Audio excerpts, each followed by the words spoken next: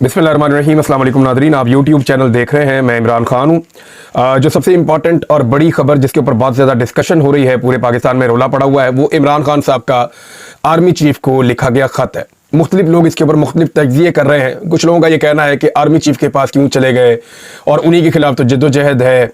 और अब मामला ये है कि पाकिस्तान में जो कुछ भी किया है, इमरान खान साहब ने खुलकर बता दिया कि ये एस्टेब्लिशमेंट ने किया है, मिलिट्री एस्टेब्लिशमेंट ने किया है। और इमरान खान साहब ने बताया कि आपकी पॉलिसीज़ का पाकिस्तान को नुकसान हो रहा है। ना सिर्फ पाकिस्तान को नुकसान हो रहा है, बल्कि फ़ौज और अवाम के अंदर एक खलीज पैदा हो रही है जो नहीं होनी चाहिए। देखिए, पाकिस्तान के अंदर इश्यूज़ कम तो नहीं है ना। जो सिविल साइड के इश्यूज़ हैं, वहाँ पे मईशत है, उसको ठीक होना है। और ये लिंक्ड है आपके दहशतगर्दी के मामलों के साथ। तो दहशतगर्दी को ठीक करने के लिए आपकी सिक्योरिटी फोर्सेस को तगड़ा होना पड़ेगा। और अगर सिक्योरिटी फोर्सेस को दहशतगर्दी के खिलाफ लड़ाई लड़नी है या अमन व अमान के लिए काम करना है, तो उन्हें अवाम की मुकम्मल तायीद और सपोर्ट चाहिए होगी।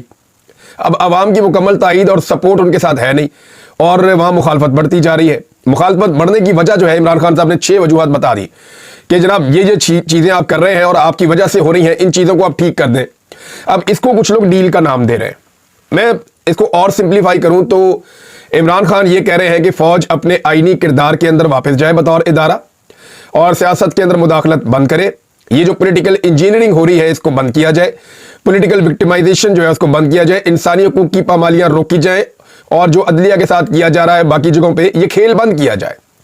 अब इमरान खान एक इदारे को उसकी आईनी हुदूद याद दिलाते हुए उसे मशवरा दे रहे हैं कि अपनी आईनी हुदूद में चले जाओ, और इससे मामला ना सिर्फ इदारे के लिए ठीक हो जाएंगे बल्कि पाकिस्तान के लिए भी ठीक हो जाएंगे। अब इसको डील कैसे कह सकते हैं आप? भाई, डील तो ये होती है कि सर तुसी जो करना है तुसी करो, ते मेरे उत्ते मेहरबानी करो, मेरे पे रहम करो। जैसा कि नवाज शरीफ डील करके गए। नवाज शरीफ साहब जो है वो इस वक्त एक इस्तारा है डील का। यानी पाकिस्तान में जब भी कोई डील की बात करता है तो वो कहते हैं क्या इमरान खान नवाज शरीफ की तरह डील कर लेगा? तो वर्ड नवाज शरीफ की तरह आ जाता है बीच में, या आसिफ अली जरदारी या नवाज शरीफ। ये डील का मफामत का इस्तारा है कि इन्होंने हमेशा डील की है। इमरान खान साहब जो है वो मसले को डील करना चाहते हैं, वो कोई अपने लिए डील नहीं करना चाहते। इस चीज में एक फर्क है। मसले को डील करने के लिए बैठना पड़ेगा ना, बात करनी पड़ेगी। जिसके साथ मसला है उसी के साथ बैठना पड़ेगा, जिसने ये सारा मामला खराब किया है। अब शहबाज शरीफ साहब से क्या बात करें, नवाज शरीफ साहब से क्या बात करें? यानी उन्होंने वो पॉलिश छोड़नी नहीं है, उन्होंने हाथ से बुरश छोड़ना ही नहीं है। कम से कम वो इस बात पे तो आमादा हो कि हम बुरश को और पॉलिश को छोड़ के, हम बूटों को रगड़ा लगाना बंद करके हम आ जाते हैं, बैठ के हम बात कर लेते हैं। तो जब वहां पे बैठकर बातचीत होगी तो फिर पाकिस्तान आगे बढ़ सकता है, पॉलिटिकल लीडरशिप के साथ भी। लेकिन पॉलिटिकल लीडरशिप ज़हनी तौर पे तैयार ही नहीं है, वो गुलामी से बाहर नहीं निकल रहे। तो इमरान खान साहब ने फिर बात वहीं करनी है ना जहां पे मसला है। तो उन्होंने ये लेटर लिखा, और ये लेटर लिखने के बाद इमरान खान साहब ने बॉल उठा के आर्मी चीफ के कोर्ट में फेंक दिया। एक चीज आप और ध्यान में रखिएगा, देखिए होता क्या है कि बड़ी स्मार्टनेस से, बड़े तरीके से मुर्ज़ इल्ज़ाम ठहरा दिया जाता है, कभी जुडिशरी को, कभी हुकूमत को, कभी इसको, कभी उसको। इमरान खान साहब ने बड़ी समझदारी के साथ ये सारा कुछ भी जो हुआ है वो उठाकर जहां से हुआ है उस तरफ सारी चीजें और फोकस उस तरफ कर दिया कि जनाब ये सारा कुछ जो हुआ है, मैं समझता हूं इसके लिए आप जिम्मेदार हैं और कौम इसीलिए आपसे नाराज है, लिहाजा ये सारी चीजें आप ठीक करें ताकि मामला ठीक हो। और साथ में ओनरशिप भी ले ली, अभी फौज भी मेरी है, मैं मालिक हूं इसका, और मुल्क भी मेरा है। कुछ अर्सा पहले इमरान खान साहब का एक स्टेटमेंट और भी था जिसमें उन्होंने कहा था कि ये फौज जो है ये पूरे पाकिस्तान की है। ये फौज जो है वो सिर्फ आर्मी चीफ की नहीं है या किसी की जाती मलकियत नहीं है, ये पूरे पाकिस्तान की। पूरा पाकिस्तान जो है वो टैक्स देता है, पूरा पाकिस्तान जो है वो अगर फौज के साथ खड़ा होता है तभी फौज को कामयाबी मिलती है, वैसे तो मिलती नहीं है। अब जनाब जो सिक्योरिटी ज़राए हैं वो मुतहर्रिक हो गए हैं। सिक्योरिटी ज़राए ये बता रहे हैं कि कोई खत नहीं मिला, और ये बात मीडिया पर छुपवाई जा रही है, चलवाई जा रही है। कुछ मीडिया हाउसेज जो है वो अपनी मर्जी से भी चला रहे हैं। कुछ आपको पता है कि जो गवर्नमेंट है वो बेचारी डरी हुई है कि कहीं खत आ गया, खत का जवाब ना आ जाए, कोई और चीज़ ना आ जाए। जवाब आए या ना आए, लोगों को ये पता चल गया है जो सवालात इमरान खान साहब ने उठाने थे वो सवालात इमरान खान साहब ने उठा दिए। जो फैक्ट्स उन्होंने सामने लेकर आने थे इमरान खान साहब वो फैक्ट्स सामने लेकर आ गए हैं। ये छोटी चीज़ नहीं हुई, याद रखिएगा। ये इंटरनेशनली रिपोर्ट होगा और इमरान खान साहब ये कल को कहेंगे कि मैंने हुज्जत तमाम की थी, मैंने तो आर्मी चीफ को, सब लोग कहते हैं मैं आर्मी चीफ का मुखालिफ हूं, मैंने तो आर्मी चीफ को लेटर लिखा था कि मामला ठीक करो। अब उन्होंने नहीं किया तो इसमें मेरा कसूर क्या है? दबाव तो बढ़ेगा इससे। लेकिन सिक्योरिटी ज़राए कह रहे हैं जी कि खत मसूल नहीं हुआ, पूरे पाकिस्तान को मसूल हो गया खत, ये सिक्योरिटी ज़राए को मसूल नहीं हुआ। यानी आप अंदाजा कर लें कि इंटेलिजेंस का ये लेवल है कि जनाब एक खत पाकिस्तान के बच्चे ने पढ़ लिया, मैंने वीलॉग में पढ़ के सुना दिया, लाखों लोगों ने मेरे वीलॉग से सुन लिया, और लोगों ने, करोड़ों लोगों ने मुख्तलिफ लोगों के चैनल्स के ऊपर सुन लिया, पढ़ लिया। तो इसके बावजूद अभी तक सिक्योरिटी ज़राए को पता ही नहीं चला खत के बारे में। और पाकिस्तान तहरीक इंसाफ ओन कर रही है कि ये खत इमरान खान साहब ने लिखा है, किनको? आर्मी चीफ को, ताकि मामला दुरुस्त किए जाएं पाकिस्तान के। तो ये एक मुस्बत कदम है। अब अगर आर्मी चीफ साहब को थोड़ा सा भी इस बात का एहसास है कि मामला को ठीक करना है और जितने खराब हो गए आवाम के बीच में जो नफरत पैदा हो रही है उसे खत्म करना है तो इस मौके से फायदा उठाए। लेकिन अगर इस मौके से फायदा नहीं उठाएंगे तो ये मौका रोज रोज आएगा भी नहीं। अब नाज़रीन एक और खबर यह है कि पाकिस्तान तहरीक-ए-इंसाफ जैसे जैसे 8 फरवरी की तरफ बढ़ रही है उनके ऊपर दबाव बढ़ाने के लिए हुकूमत अपने हथकंडे बहुत तेजी से इस्तेमाल करती चली जा रही है। लाहौर का जो जलसा है पाकिस्तान तहरीक-ए-इंसाफ का उसको रोकने की हतुल इम्कान कोशिश की जा रही है। डीसी ने इजाजतनामा नहीं दिया, अदालत में चले गए पाकिस्तान तहरीक-ए-इंसाफ के लोग, वहां पे अदालत में तलब कर दिया गया डीसी को। अब देखें वहां पे वो क्या जवाब देता है, मामला किस तरफ जाता है। लेकिन एक चीज मैं आपको कंफर्म कर देता हूं, जो मुझे लाहौर से एक मेरे ब्यूरोक्रेट दोस्त हैं उन्होंने वो मामला मुझे कुछ बताया है, घुमा फिरा के चीजें पहुंच गई हैं। वो ये कह रहे हैं कि हर रुकावट डाली जाएगी इस जलसे को रोकने के लिए, पूरी कोशिश की जाएगी जब तक कि इनको यकीन नहीं हो जाता कि जलसा फ्लॉप हो जाएगा या नाकाम हो जाएगा।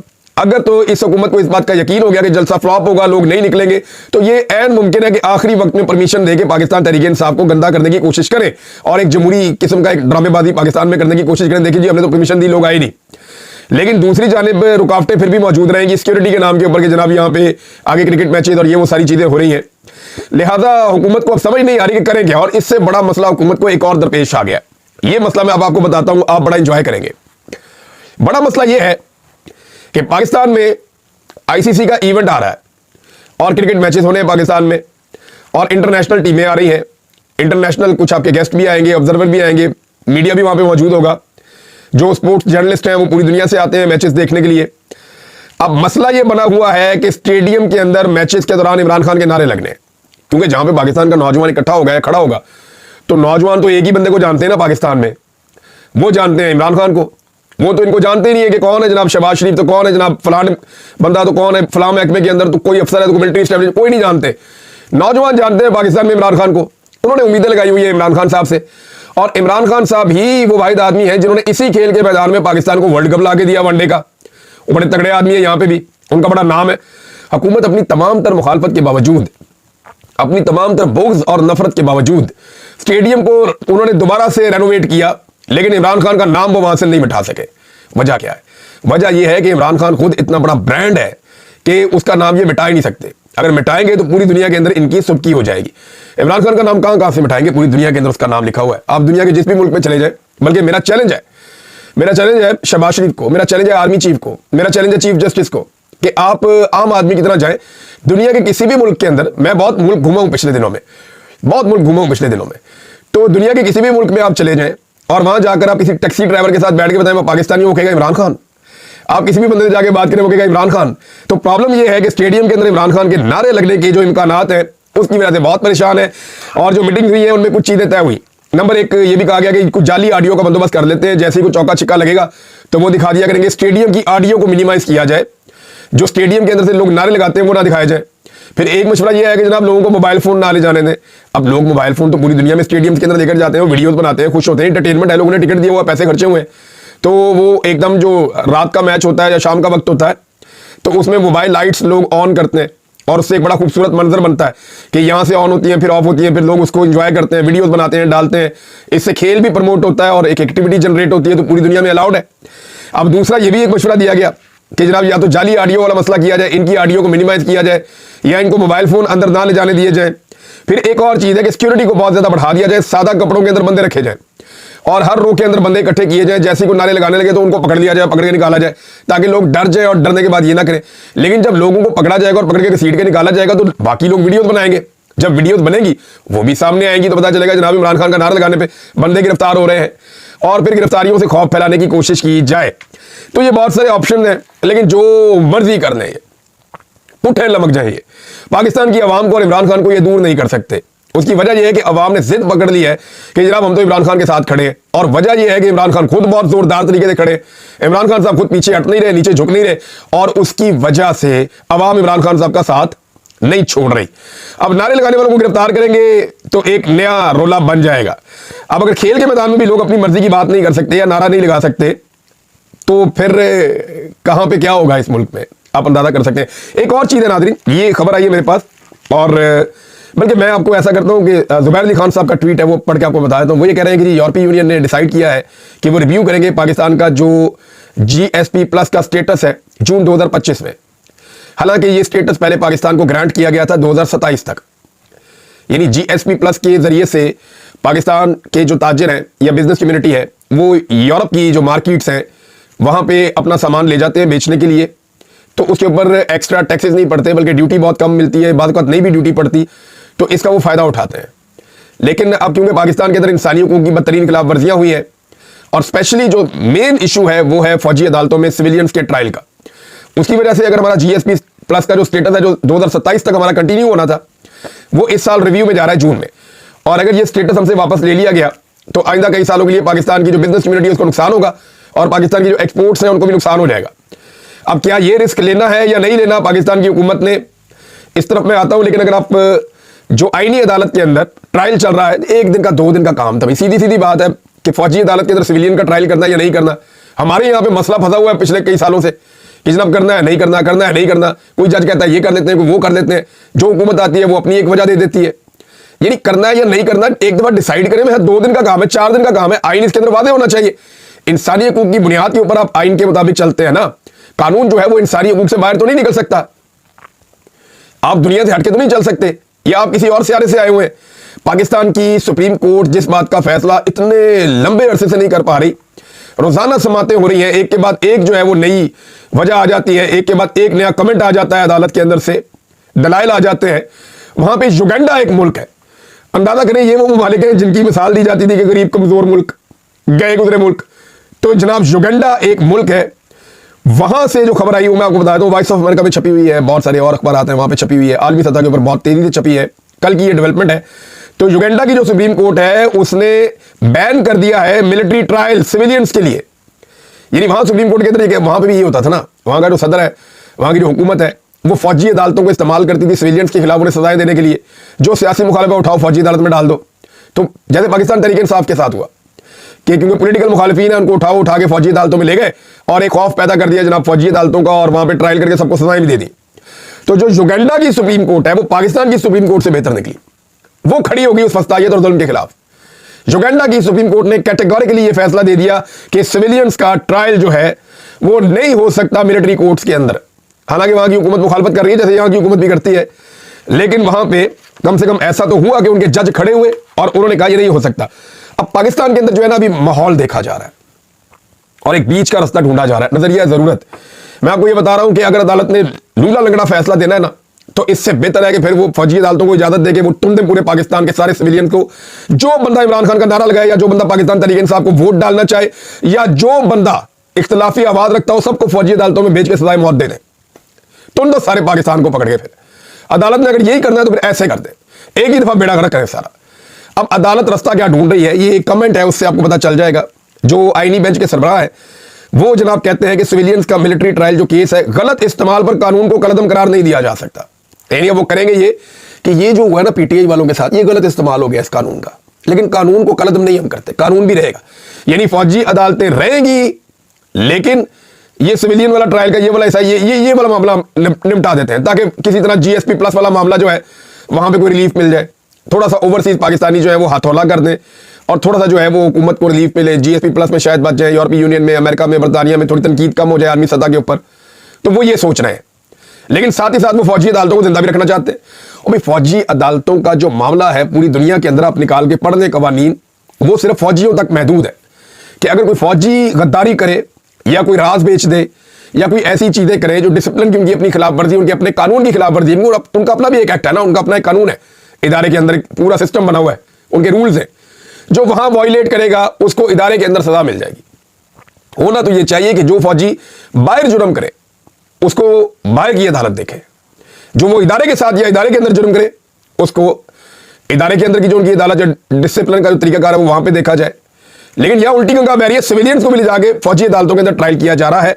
अब यहां पे अदालत कोई दरमियानी रास्ता निकालने की कोशिश करेगी, कोई बीच का रास्ता, क्योंकि पाकिस्तान नजरिया जरूरत पर ही चल रहा है बड़े लंबे अरसे से, तो एक मतलब फिर ऐसा लगता है कि उसी तरह का खेल खेला जाएगा। नाज़रीन, यूरोपीय यूनियन का मैंने आपको बताया, अमेरिका से मायूस होने के बाद, यानी अमेरिका में गए मोहसिन नकवी साहब, बड़ा जोर लगाया, इधर नस उधर पज, इसको बुला, एक वो बिजनेसमैन पहुंचा पाकिस्तान में, उसको उठा के सर पे बैठा लिया, बाद में पता चला उनकी भी कोई और कहानी निकल आई, और वो अमेरिका में बैठे हुए जो सहाफ़ी हैं, अहमद नुरानी साहब हों, चाहे वजाद सईद हों, चाहे मुईद पीरज़ादा साहब हों, उन सारों ने जो है वो बेनकाब किया सारा मामला कि ये किस किस्म की इन्वेस्टमेंट है जो पाकिस्तान में आ रही है और पाकिस्तान की हुकूमत कैसे पाकिस्तानियों को बेवकूफ़ बनाने की कोशिश कर रही है। तो मिला तो उसमें कुछ नहीं है, जो अमेरिका की नई हुकूमत है उसके साथ मुलाकात भी नहीं कर सके मोहसिन नकवी। बड़ी उन्होंने कोशिश की। जुनैद सलीम साहब की खबर है कि जनाब उस कोशिश में नाकामी इसलिए भी हुई कि वो कहते थे मिल रहे हैं आप, लेकिन आप हमें टाइम बताएं कि आप मामला ठीक कब कर रहे हैं और इमरान खान की रिहाई किस दिन हो रही है। लिहाजा ये ऐसा कर नहीं सके। उल्टा फ्रस्ट्रेशन के अंदर, परेशानी के अंदर इतने डेस्परेट थे कि ये चले गए एक ऐसे प्रोग्राम के अंदर, एक ऐसी तंजीम के प्रोग्राम के अंदर जो इंतहाई दर्जे की चाइना मुखालिफ है और उनकी सारी एक्टिविटीज जो है वो चीन के खिलाफ होती है। लिहाजा डैमेज कंट्रोल करना चाह रहे हैं, बार बार डैमेज कंट्रोल नहीं हो रहा। डैमेज कंट्रोल करने के लिए जरदारी साहब रवाना हो गए चाइना, और जरदारी साहब के साथ कौन कौन गया? मोहसिन नकवी। क्योंकि जो नुकसान हुआ है अब चाइना को भी तो जाके मनाना है ना, मिन्नत तरला करना है। अमेरिका तो मनिया नहीं, अब वापस आके जो चाइना के साथ बिगाड़ पैदा किया उनको आके मना लो। तो जो नुकसान हुआ उसको पूरा करने के लिए मोहसिन नकवी साहब गए, जरदारी साहब गए, इसहाक डार साहब गए, और बाकी कुछ और लोगों का वफद जो है वो 4 दिन के लिए चाइना गया ताकि जाके चाइना को मनाया जाए। वहां से जो खबरें आएंगी कि असल चाइना से जरा मुश्किल होता है खबर निकालना, वो लोग इस तरह से हर चीज सामने नहीं लेकर आते, बड़ी मुश्किल से खबर निकलती है। तो कोशिश करेंगे कि आपको बताएं कि चाइना के अंदर डेवलपमेंट क्या हो रही है। इस्लामाबाद हाई कोर्ट की जो डेवलपमेंट्स हैं वो मैं आपके साथ शेयर कर देता हूं। नए जजेस के ऊपर बहुत ज्यादा नजर करम हो रहा है और लगातार हो रहा है। मिसाल के तौर पर मैं आपको ये बता देता हूं कि जो 3 जजेस नए आए हैं उनके आने के बाद इंतजामी तौर पर इस्लामाबाद हाई कोर्ट के चीफ जस्टिस आमिर फारूक ने बड़ी तब्दीलियां कर दी हैं। नंबर 1, चीफ जस्टिस ने मोहसिन अख्तर कियानी साहब को हटाकर जस्टिस सरफराज डोगर को एटीसी यानी एंटी टेररिज्म की जो अदालतें हैं उनका और एहतसाब अदालतों का इंतजामी जज तैनात कर दिया है। इख्तियारात वापस ले लिया मोहसिन अख्तर कियानी साहब से। नंबर 2, जस्टिस मियां गुल हसन औरंगजेब को हटाकर जस्टिस आजम खान को सेशन कोर्ट वेस्ट का इंतजामी जज भी तैनात कर दिया गया है। ये बड़ी तब्दीलियां की गई हैं। और अहम कमेटी एडमिनिस्ट्रेशन कमेटी से भी खबर है, और वो ये है कि सबसे अहम कमेटी है इस्लामाबाद हाई कोर्ट की, और इसमें हमेशा से 3 सीनियर जजेस होते हैं, लेकिन अब यह किया गया है कि 9वें नंबर का जज इसके अंदर शामिल कर दिया गया है, और पहले ही दिन उसको शामिल कर दिया गया इस कमेटी के अंदर। जस्टिस मोहसिन अख्तर कियानी साहब को और जस्टिस मियां गुल हसन औरंगजेब साहब को इस कमेटी से निकाल दिया गया है। तो इस तरह जजेस को विक्टिमाइज किया जा रहा है, लेकिन मामला यहां खत्म नहीं होता ना। ये जजेस भी हार मानने के लिए तैयार नहीं है। सब लोग सोच रहे थे ये जजेस इस्तीफा देंगे या इनको इस्तीफा देना चाहिए। मेरे ख्याल में मैदान में रह के लड़ना चाहिए, मैदान नहीं छोड़ना चाहिए, मैदान में रहना चाहिए। अब जनाब इस्लामाबाद हाई कोर्ट के जजेस ने अपना मुकदमा लड़ना शुरू कर दिया। मरियम नवाज खान साहबा की रिपोर्ट है, इस्लामाबाद हाई कोर्ट के 5 जजेस ने इंट्रा कोर्ट डिपार्टमेंटल रिजर्वेशन दायर कर दी है। यानी ये इन्होंने बाकायदा एक अपील कर दी है कि ये काम गलत हो गया और आप ये नहीं कर सकते, सीनियरिटी ऐसे नहीं है, सीनियरिटी का पैटर्न गलत कर दिया है। सबसे सीनियर जज जो है वो जस्टिस जो सरफराज डोगर है उनको नहीं बनाया जा सकता। अब जनाब इसका मकसद अपने इदारे के अंदर इम्तियाज बरतने या ज्यादती होने के खिलाफ अपील है। जजेस ने जुडिशल कमीशन का इजलास भी मुलतवी करने की दरखास्त कर दी है। न सिर्फ उन्होंने लिखा इस्लामाबाद हाई कोर्ट के चीफ जस्टिस को, बल्कि उन्होंने इसकी कॉपी जो है वो चीफ जस्टिस ऑफ पाकिस्तान को भी भिजवा दी है। तो नए जजेस के ऊपर नजर करम हो रही है, पुराने जजेस हार नहीं मान रहे, वो भी डट के खड़े हैं। सुप्रीम कोर्ट के बाद जो दूसरा बड़ा किला है जिसको फतह करने की कोशिश की जा रही है वो इस्लामाबाद हाई कोर्ट है, क्योंकि पाकिस्तान की जो एस्टैब्लिशमेंट है और हुकूमत वो ये समझ गए हैं कि अगर इमरान खान का मुकाबला करना है तो अदालतों को हर हाल में अपने कंट्रोल में रखना पड़ेगा। 10 जजेस पेशावर में तैनात किए गए, उनके हवाले से भी बहुत ज्यादा लोग शकूक व शुबहात का इजहार कर रहे हैं। लोग ये कह रहे हैं कि जनाब ये जजेस तो पॉलिटिकली एफिलिएटेड है, या इनका जो अपना कैरेक्टर है वो एस्टैब्लिशमेंट के बड़े प्रो जजेस हैं, या वो बात मानने वाले जजेस हैं। इस तरह की बातें अक्सरियती जजेस के बारे में, सबके बारे में नहीं, अक्सरियती जजेस के बारे में की जा रही हैं, चाहे उन्हें तैनात किया गया हो कराची में सिंध हाई कोर्ट में या पेशावर में, या उन्हें इस्लामाबाद हाई कोर्ट के अंदर लाया गया हो। तो जजेस के ऊपर जो है वो उंगलियां उठ रही हैं। नाज़रीन, एक खबर है कि बार बार कहा जाता है कि पाकिस्तान के अंदर महंगाई कम हो रही है, पाकिस्तान के अंदर महंगाई कम हो रही है, और ये बात इतने शद और मद के साथ की जाती है कि हम हैरान हो जाते हैं। मिसाल के तौर पे ये किस्मत खान साहब ने एक ट्वीट के अंदर एक फैक्ट बताया है, मैं वो आपके साथ शेयर कर देता हूं, और ये रिपोर्ट छपी भी है अंग्रेजी अखबार में। वो ये कहते हैं एक जन महंगाई की शरह 9 बरस की कम तरीन सतह पर जाने का ढिंडोरा पीटा जा रहा है कि महंगाई बहुत कम होगी, सारी रोला डाला हुआ महंगाई कम होगी। ये महंगाई कम नहीं हुई, महंगाई पहले ऐसे ऊपर जा रही थी, महंगाई अब ऐसे ऊपर जा रही है। मेरी बात आप समझें, महंगाई पहले ऐसे ऊपर जा रही थी, उसके ऊपर जाने की रफ्तार बहुत ज्यादा थी, वो ऊपर जाते जाते इतनी ऊपर चली गई है कि अब उसकी और ऊपर चढ़ने की रफ्तार कम हो गई है। महंगाई बढ़ने की रफ्तार कम होने को महंगाई कम होना नहीं कहते। पाकिस्तानियों को यह बात समझनी पड़ेगी, मैं कैसे आपको समझाऊंगा और आसान करके। ये महंगाई ऊपर जा रही है, जा रही है, जा रही है, जा रही है, बहुत स्पीड में जा रही है, ये ऐसे जा रही है, सीधी जा रही है। अच्छा, यहां पहुंचने के बाद ना ये जा ऊपर ही रही है, लेकिन ऐसे जा रही है, अब ऐसे जा रही है, ऐसे जा रही है। अब ये समझ लें, महंगाई बढ़ने की शरह कम होने का मतलब ये नहीं होता कि महंगाई कम हो गई है, महंगाई बढ़ ही रही है। देखें ना, यहां पे मैं आपको बताता हूं, ये देखें, कबीना की इक्तिसादी राब्ता कमेटी है एक, जिसे ECC कहते हैं। अब ये कमेटी क्या कह रही है कि चीनी, सब्जियों और खाने के तेल की कीमतों में इजाफे पर तशवीश का इजहार कर रही है कि आलमी मार्केट में चीजों की कीमतें गिरने के बावजूद पाकिस्तान में कीमतें ऊपर जा रही हैं। तो क्यों जा रही हैं? अब देखें, एक तरफ हुकूमत कहती है कीमतें कम हो रही हैं, हुकूमत के टाउट्स कहते हैं, ये चीज तय कर ली है पाकिस्तान की हुकूमत ने और मिलिट्री एस्टेब्लिशमेंट ने कि हमने साबित करना है कि महंगाई कम हो रही है।